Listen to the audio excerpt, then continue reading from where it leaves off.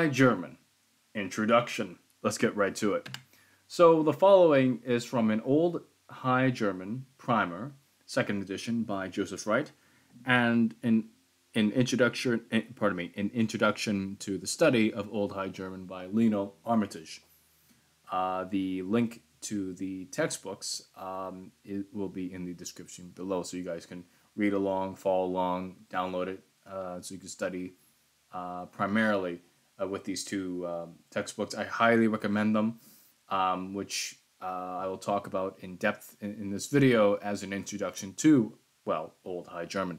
Let's get right to it. So what is Old High German? Old High German is arguably a group of West Germanic languages. Traditionally, scholars would say a dialect group. The whole conversation about dialect versus language, anyone who knows linguistics or sociolinguistics would know that in that dialectic, so to speak, forgive the pun, that it's really more so about politics rather than linguistics. But let's move on.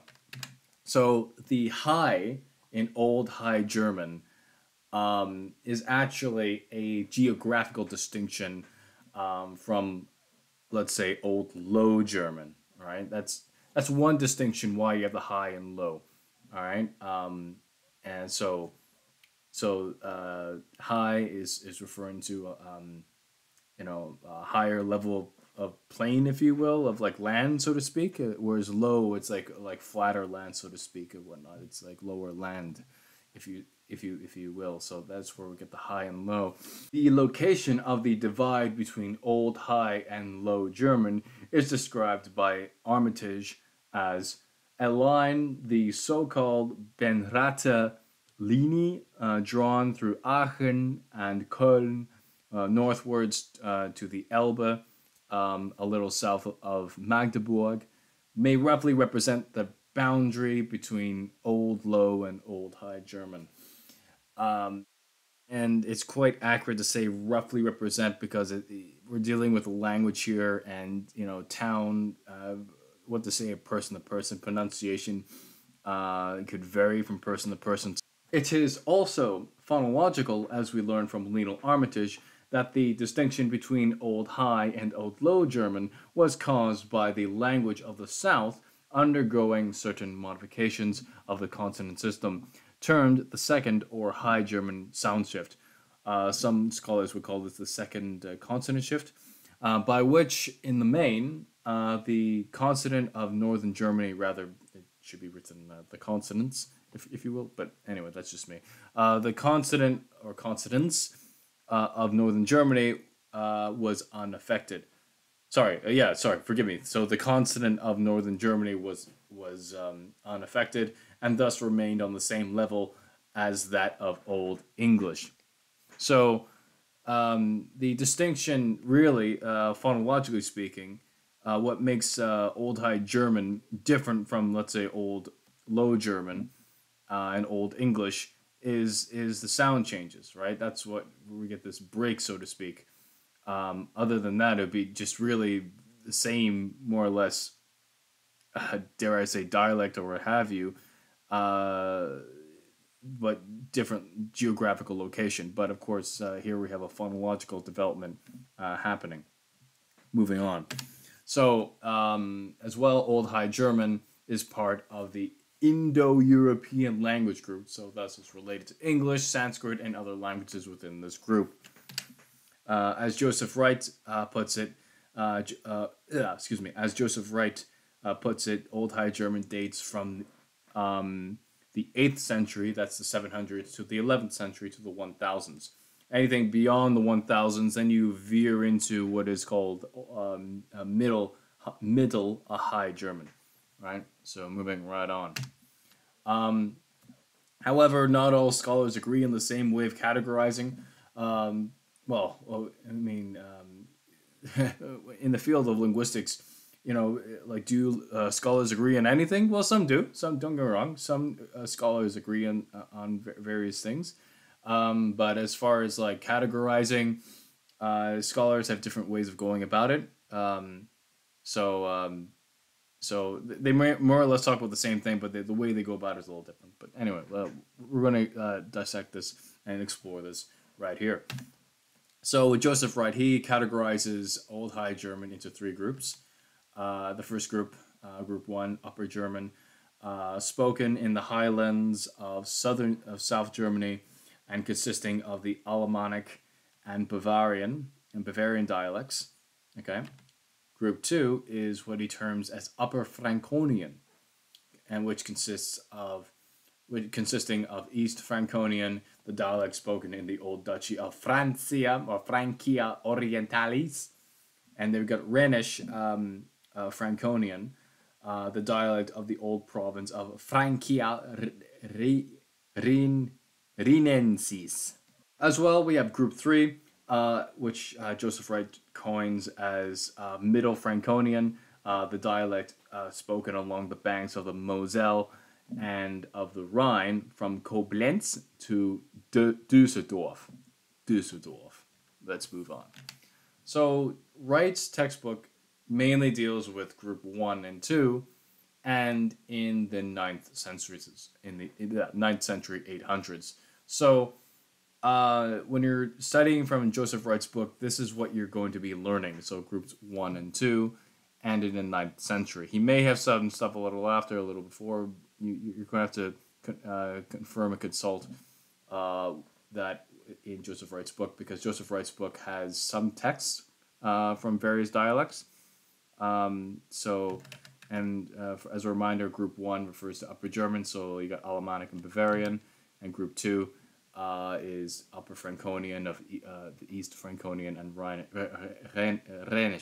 Rhenish Franconian, right? So let's move right on.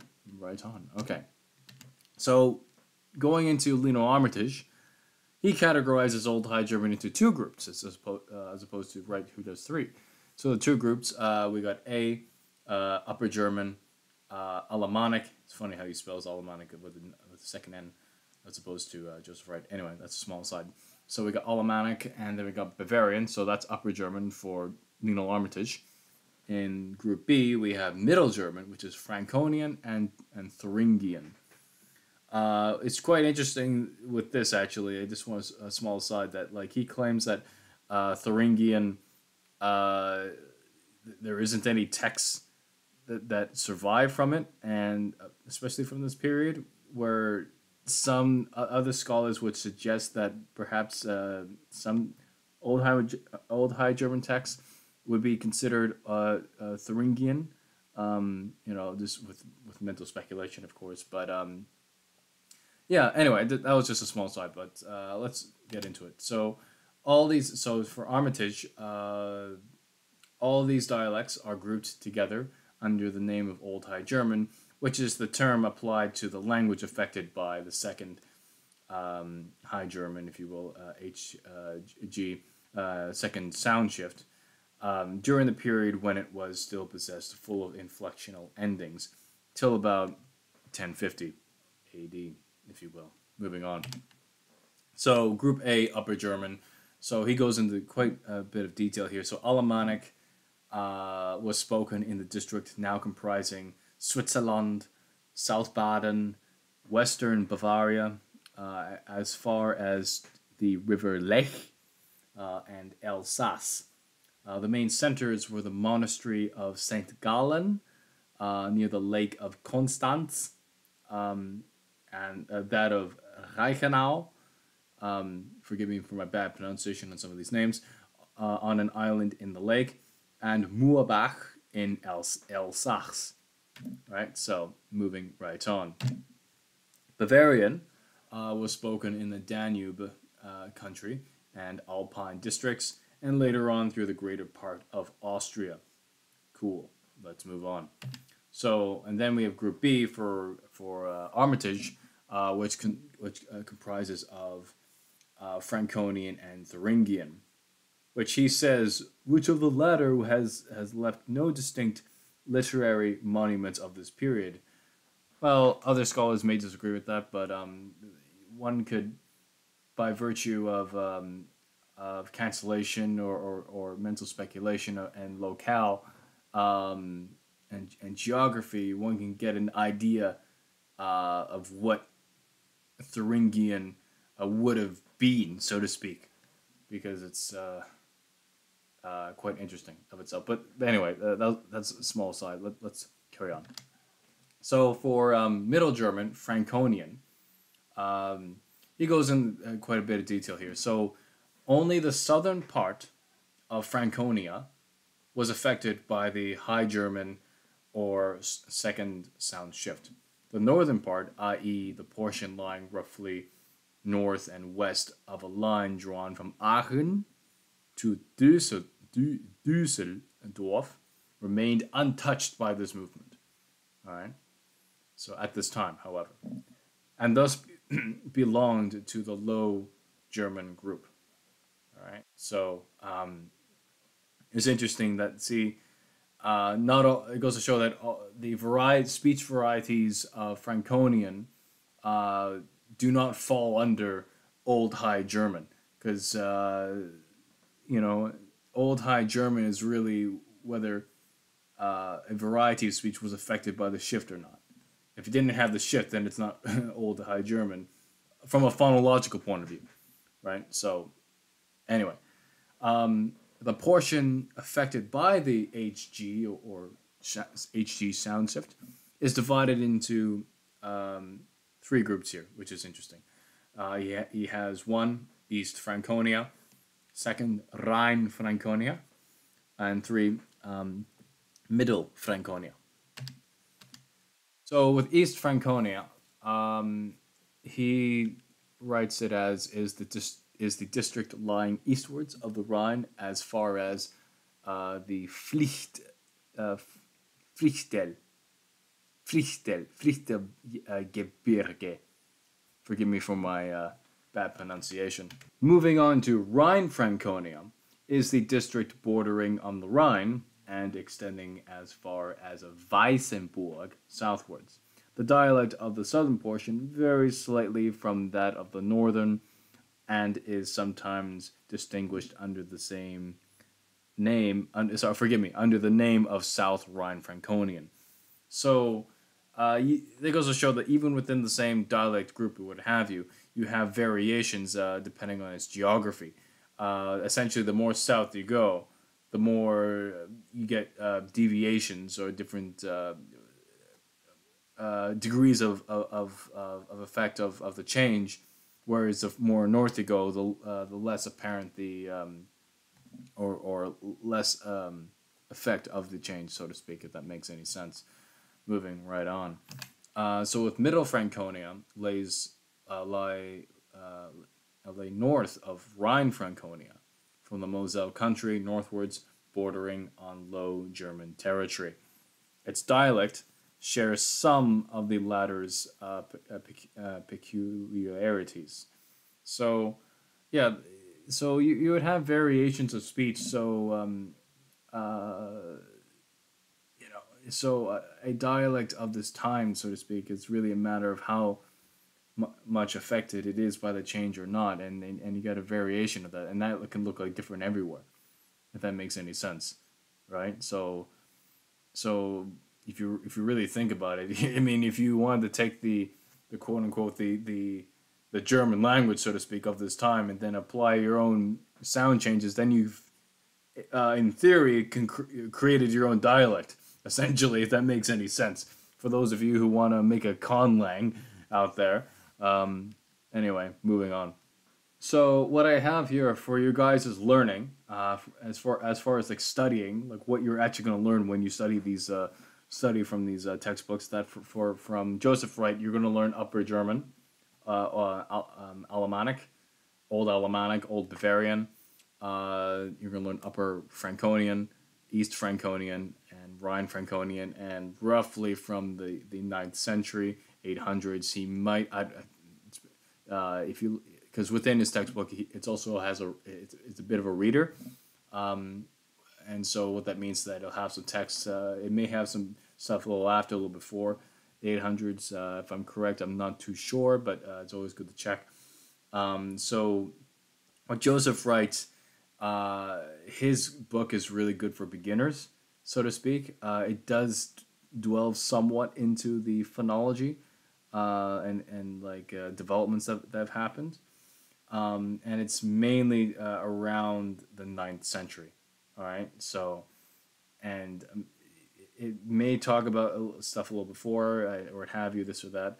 Whereas Lionel Armitage, his textbook is a good good supplement, if you will, complementary to Joseph Wright, because it not only goes into greater detail about the dialects, Alemannic, Bavarian, the Franconian dialects, East Rhine and Middle, well as he has some comments on Thuringian. But his book, his textbook, deals with all periods of Old High German, which is really nice. Where you can get to the really early part to the very end, so to speak, and he goes very thorough in detail about phonology. So if you want to go for accuracy to the period, accuracy of these dialects, if you want to be very specific, learning from both of these books, studying from both of these books are really important. All right, I can't recommend these enough. And we are so blessed in this world that the fact that these two textbooks are in English, okay? Because most of the time when you look this stuff up, it's going to be in German, right? So that's something to bear in mind. For those of you new, start with Joseph Wright, and for anything that's lacking, so to speak, turn to Lionel Armitage, where he goes into detail, but really look at both, so you get a feel for both of them. As far as your learning is concerned. So yeah, so anyway guys, thank you for watching. Please subscribe if you're new, and if you really like the channel, please become a patron at my Patreon page down below. Thanks for watching. Bye-bye.